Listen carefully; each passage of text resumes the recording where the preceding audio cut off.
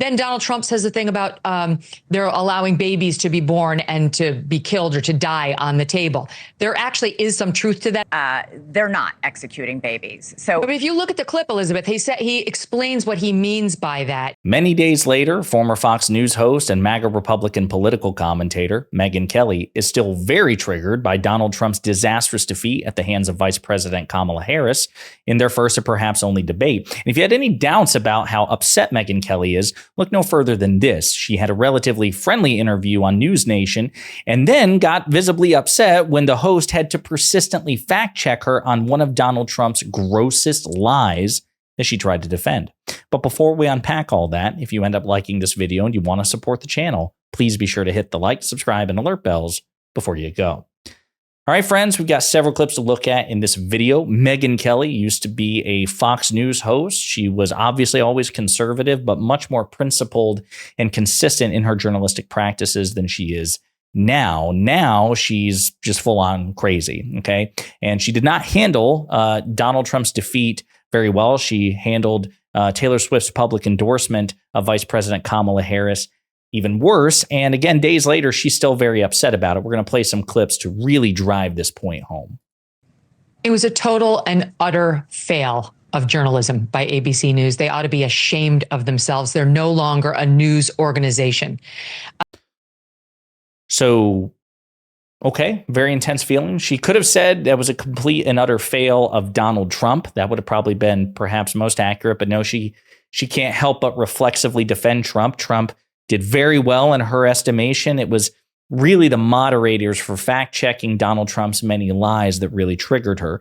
And one lie in particular that surprised me, which probably shouldn't have surprised me, but it did, that Megyn Kelly defended was Donald Trump's lie, his egregious, dishonest claim that Democrats support the execution of children post-birth. So we're going to play a reminder of what Donald Trump said during the debate and how it was fact-checked. And then we'll get into Megyn Kelly trying to defend this claim and how that News Nation host, with whom she has a very friendly rapport, had to relentlessly fact-check her in real time. They have abortion in the 9th month. They even have, and you can look at the governor of West Virginia, the previous governor of West Virginia, not the current governor, who's doing an excellent job, but the governor before. He said the baby will be born and we will decide what to do with the baby. In other words, we'll execute the baby.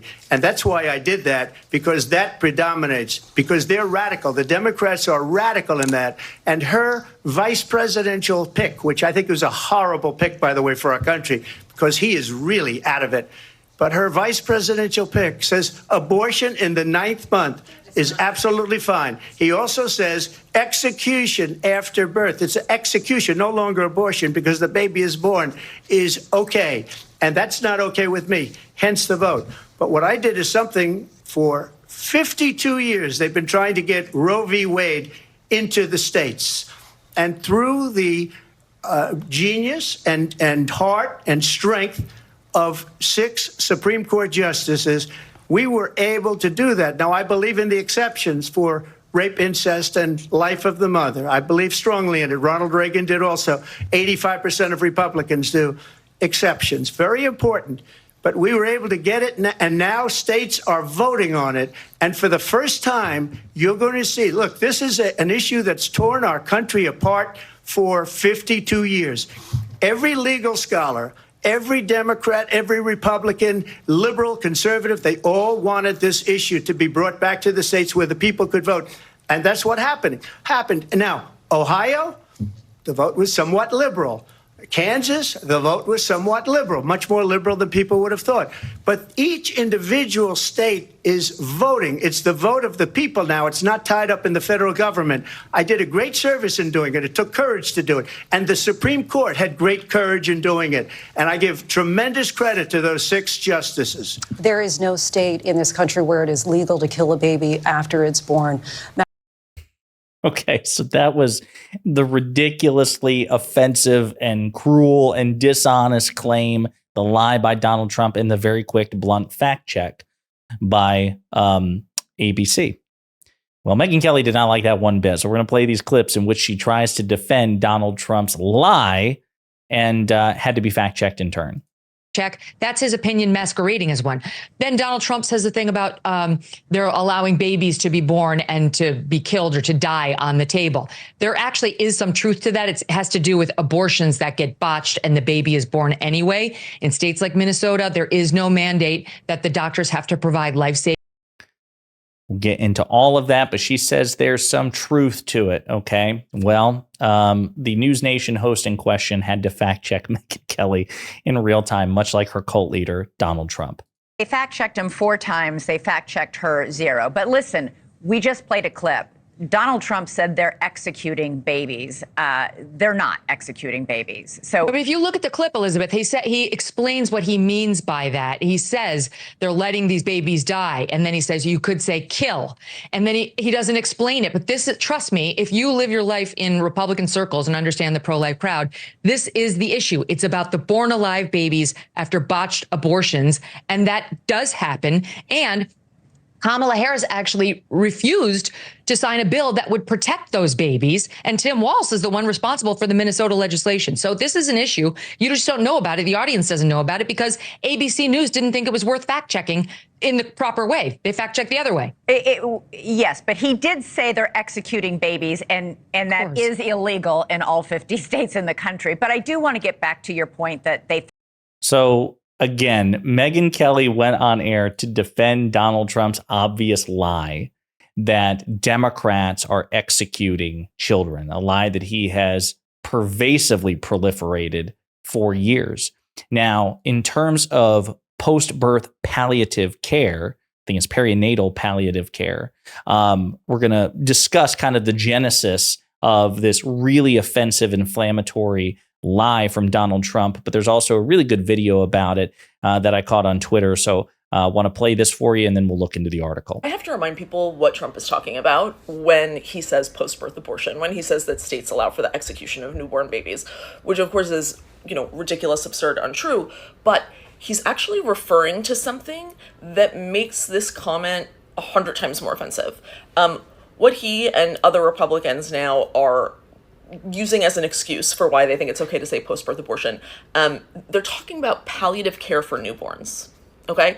They're talking about how some states have laws, as they should, that allow parents to withdraw care if they have a fatally ill newborn. So if a baby is born way too early to survive, if the baby has severe abnormalities that are incompatible with life, and any sort of treatment would be in vain and just extend suffering, the law allows parents to say, you know what, we want to spend these last few precious moments with our child peacefully, without painful medical interventions, without wires and breathing machines and tubes. And NICU nurses will often set up a private room for these parents. They'll bring the baby in so that they can be with the baby when it passes. Really important that parents have the ability to do that they don't have to watch their child go through painful, invasive medical interventions in vain. That is what Trump is talking about when he says post-birth abortions. Those are the people he's calling executioners. Yeah, pretty gross stuff from Donald Trump, and good clarification there. So I want to look at a couple of articles. We'll start with CNN. The origins of Trump's false claim that Democrats want to allow execution of babies after birth. At Tuesday night's presidential debate, when Trump was asked about his stance on abortion access, he offered a now familiar explanation for his support for gestational abortion limits early in pregnancy and for overturning Roe v. Wade, the idea that otherwise after-birth execution of newborns would be allowed. They play the quote. Lindsay Davis of ABC, one of the debate's moderators, responded with a fact check. There is no state in this country where it is legal to kill a baby after it's born. So where did Trump's claim about executing newborn babies, when he also made in CNN's June 27th debate against President Biden, come from? It appears to stem from comments made by former Virginia, not West Virginia, Governor Ralph Northam, a Democrat and pediatric neurologist, in an interview with Washington, D.C. radio station WTOP in 2019. Northam was asked about a proposed bill that would eliminate certain requirements around access to abortion in the second and third trimesters, and specifically about comments from the bill's sponsor, acknowledging that it would allow abortions up until just before birth. Northam noted that abortions in the third trimester of pregnancy are, quote, done in cases where there may be severe deformities, there may be a fetus that's non-viable. So in this particular example, if a mother's in labor, I can tell you exactly what would happen. The infant would be delivered, the infant would be kept comfortable, the infant would be resuscitated if that's what the mother and family desired, and then a discussion would ensue between physicians and the mother. Northam's comment generated backlash at the time from Republican leaders, with former RNC chairwoman Ronna McDaniel writing on Twitter that he was, quote, defending born-alive abortions. Northam's office at the time accused Republicans of taking his comments out of context, saying he was referring to, quote, tragic or difficult circumstances such as a non-viable pregnancy or in the event of severe fetal abnormalities, and the governor's comments were limited to those actions physicians would take in the event that a woman in those circumstances went into labor. The bill never became a law. Abortions are currently legal in Virginia until the third trimester. 5 years later, Trump appears to be citing that interview as evidence of what he calls Democrats' quote, radical, end quote, position on abortion access. His campaign didn't respond immediately to an inquiry about it from CNN this week, but clinicians and researchers in reproductive medicine told CNN that his comments are a dramatic misinterpretation of reality. Quote, it's obviously untrue, end quote, said Dr. Diane Horvath, chief medical officer of Partners in Abortion Care in College Park, Maryland, a clinic that provides abortions up till 34 weeks of pregnancy. Quote, this is the same kind of tired trope that keeps getting brought out, and the purpose of it is to scare people into thinking that something nefarious is happening with medical care in this country. How common are these abortions? Abortions later in pregnancy are rare. Data from the U.S. Centers for Disease Control and Prevention from 2021 shows that 94% of abortions were performed before 13 weeks of pregnancy within the first trimester, with the majority of those, 80% of the total, happening before 9 weeks. Less than 1%, 0.09%, were reported as being provided after 21 weeks, CDC data says. That was about 4,070 abortions.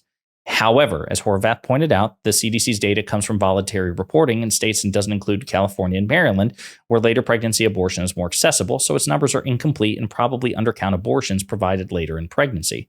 Northam didn't respond this week to CNN's comments about his statements, but Horvath described the circumstances that he appeared to be referring to when a baby is born but not expected to live very long as hospice for babies. Quote, what I believe he was talking about are the incredibly tragic circumstances where the family receives a fetal diagnosis that is incompatible with sustained life, she explained. Quote, these families want to be able to spend time with their dying babies and have them get comfort care so they can pass away peacefully. We give the same palliative care to a dying baby that we give to your dying grandma.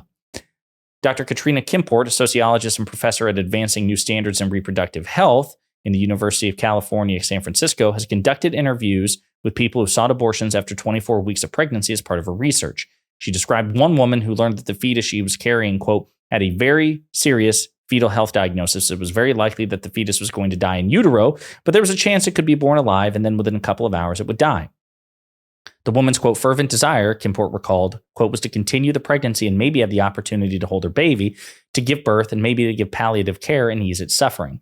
She lived in a state that Kimport had referred to as a born alive law, which required any babies born alive be offered all available interventions in an attempt to save them.